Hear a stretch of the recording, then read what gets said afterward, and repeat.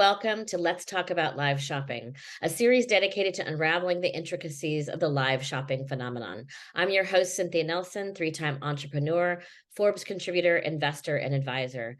Today, we're talking not only to a media maven, but a good friend and long industry colleague, Jackie Hernandez, CEO of New Majority Ready. Good morning, Jackie, and thank you so much for joining us. Good morning, Cynthia. As a big fan of this podcast, it's really an honor to be here. Thanks. You are so welcome. And it's, we're heading into the holidays, but we've got lots to report on and lots to talk about. First, you've had an amazing, amazing background and history and career in the media and entertainment industry. Please, for our listeners and viewers, tell us your founder story and how you came to start New Majority Ready. So thank you for that, Cynthia. First of all, let me just let everyone know what New Majority Ready is. It's a marketing, consulting, and content development firm that specializes in multicultural and youth consumers.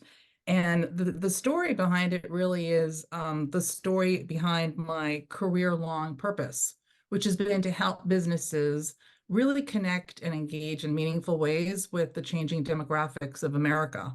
More specifically, multicultural and Gen Z and millennials, and build really strong connections with them. So as you know, because we met back then, for the last couple of decades before New Majority Ready, I worked in media in operational leadership roles, and I always had sales and marketing under my purview.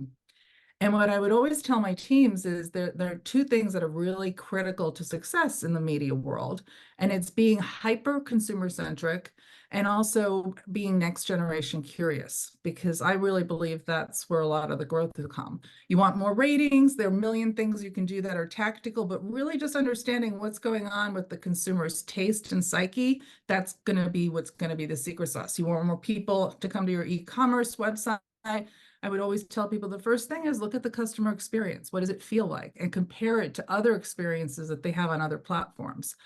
And so running ad sales, especially like when I was at Telemundo, NBCU, I had the opportunity to work with many hundreds of different marketers and brands from many different categories and industries. So from retail to beauty, CPG, you name it, automotive, beverages and food.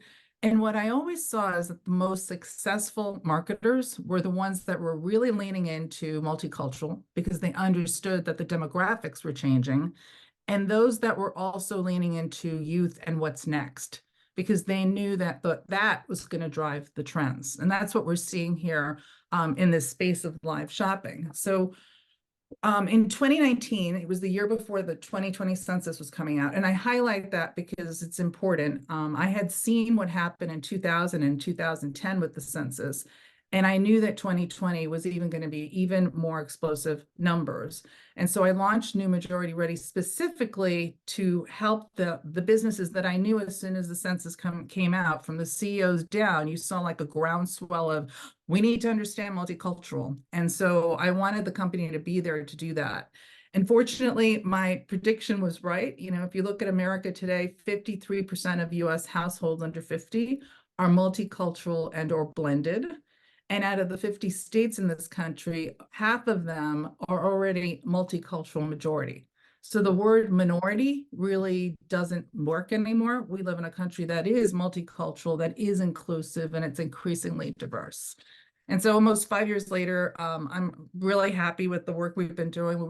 We've worked with Fortune 500 companies, some of the leading agency holding firms, some startups in the social media and tech space, and even nonprofits that are looking to dive into the space. And in addition to that work, we're developing content formats that are what we call New Majority storytelling, which are inclusive and really celebrate cultural fusion. So it's been great, and it's been really at the forefront of what's new and what's next. And one of the reasons I'm so excited to be working with you and talking today, because one of the big things that I do think that is upon us is what you are an expert in, which is video commerce. Yeah, I mean, that kind of pulls back from your, I would say going back even to people in Espanol, right? You were looking forward and forward and forward. And I know through all the things that you did at NBC as well, when I look at Gen Z, um, and what's actually happening, it's because it's a, I don't know, fire starter moment. There's a lot of controversy around minority, majority, this, that, and whatever. But it's almost like we're going back to, the 1800s, in a way, like everybody coming in was from a different country and spoke a different language, and they were assimilating and doing different things, but there was these cultural nuances, right? Not just language, but food and music and family and things that were, those things have not changed. Those are still super important to Gen Z multicultural, right? It's a unique and new way. But I look at kind of this whole video commerce area, Gen Z, and how do you approach that customer in video commerce? I mean, they are for kind of first movers with, the phone, but what do you think, if you're a brand, if you're a retailer or you're a brand and you want to start talking about video commerce or executing video commerce against your brand for Gen Z specifically and multicultural, what should you have in your arsenal and consider before you go out and do that? So I think that there are really, and we've talked about this before, but there are three things that are very important to Gen Z that actually video commerce is all about. And it's immediacy, authenticity, and interactivity. And so let me just break them down a little bit. Like immediacy is, this is a consumer that grew up with TikTok and YouTube. They want short form, they want bite size, they want content that really grabs them right away and just gets to the point, but also really engages them. And so that's one part of it. But it also has to be content that's authentic, that speaks to them. Like we talked about multicultural. This is the most diverse consumer with ethnicity, race, and gender. But on top of that, they really want to feel like the person that they're watching isn't selling at them or talking at them, but with them. And it's a consumer that the authenticity is what is going to allow them to invite people into the community versus having messages pushed down to them. They are going to pull messages from up down. And then the third one, interactivity. Gen Zs want to be able to dialogue. They want to be able to interact, tell you what they like, what they dislike, what they want to shop, comment. They want to be a part of the experience. They're not a passive viewer. And so those three things, when you put them together, are very much what Gen Z is about. I think the two things I would layer onto them is the who and the how, and the who being, this is a consumer that is extremely connected to influencers, to celebrities, to people that they share values with, people that they have the same interests with, or people that they like have a lot of inspiration from. Right. So I think it was a stat that I read that 75% of Gen Zs have already bought from an influencer, and the number pops up to 85% in categories which are very big with Latino Gen Zs, like beauty and food. And so that's extremely powerful. That's the new face of advertising and marketing. And the how is they want to be able to see, well, how is this product, how do I use it? How is it going to be in my world?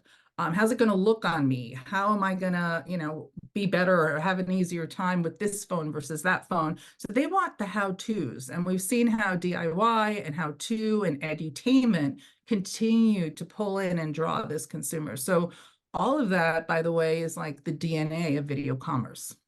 Yeah, definitely. I mean, the authenticity, interaction, interactivity, and then you go into the other side, Web3, which is another whole layer where you can do video commerce as well, in the avatar kind of Web3 environment. But, Oh interestingly, yeah, AR and VR are going to completely come in here and make yeah. this more 360. I mean, I saw recently those avatars, right? There's a kind of woman avatar that's, selling things. She does, sponsorships. She has $11,000 a month in sponsorships. He has, 700,000 people following her, and she's completely an avatar. She's It's a whole new world. AI developed. You wouldn't know, like you wouldn't actually know, but she's AI developed. And I think, wow, is that where we're heading to? As long as you know that she's not, but people don't care. They don't seem to care. They kind of like it. She's, a hot Libra. She likes this and pizza. Like they've given her all these kind of qualities, right? But it's almost like what we do in real life. It's creating your own personal brand, but with an Yeah, avatar. exactly. But through an avatar, I think it's going to be really interesting to see what happens, as this not only consumer is evolving and really taking over, I think, the market and the growth. Like if we look at just growth in general, spend and growth, Gen Z, and millennial by far are growing. And then what's the generation behind Gen Z? I always forget. It's Alphas, but I alpha. actually look at it, there's Gen Zs and then there are Gen Zs on either spectrum. So there's Alphas and Zillennials, but yeah, the Alphas. Okay, now we're getting into territory I do not know at all. I have to say, I admit I do not know, but that's good to know. Zillennials and Zelfas? Alphas are the next generation. Alpha, okay, amazing. The Uh, Alphas are on the cusp. got it. Zalfas and Zillennial, got it. Don't quiz me later. If you had a crystal ball, though, like if we see, what's happening, you probably been watching all the reports from Shopify in the holiday season, Black Friday, what's been going on, what's been really phenomenal. Small businesses who just came on, blasting through. Obviously, the next phase is the live shopping layered on top of Shopify or any whatever e-com platform you're on. But if you had a crystal ball, like what would you say 2024 is going to look like? What would your predictions be? So I'm very bullish on this space. I know people are like, will it take off in the US? I think it is starting to. And we're starting to see it, and it's being driven specifically by Gen Zs who live on social media and who consume video at the highest rates of any other consumer. And I think as the customer experience has less friction, which a lot of the companies you've been interviewing and talking about are already doing that and Right. tackling that, and as the art of entertainment meets selling becomes perfected by the personalities that are really driving a lot of this from the live streamer and influencer space, it's just going to continue to grow. And I also think, aside from the economic opportunity, and you just mentioned small businesses and influencers, but I think that video commerce is really going to democratize selling and is going to really drive the growth of both video commerce and social commerce are going to drive US e-commerce growth. And I think it's going to be a larger percentage of all sales in the country as we look into next year. And when I say democratize, I mean, look, we already talked about the influencers and live streamers that can become the top sellers. There's no rules to it. I think that retailers can take their omni-channel marketing to a whole other level that's seamless between social media, their e-commerce platforms, and their for digital, because more retailers are going to put digital elements into their stores, and it's just going to become seamless.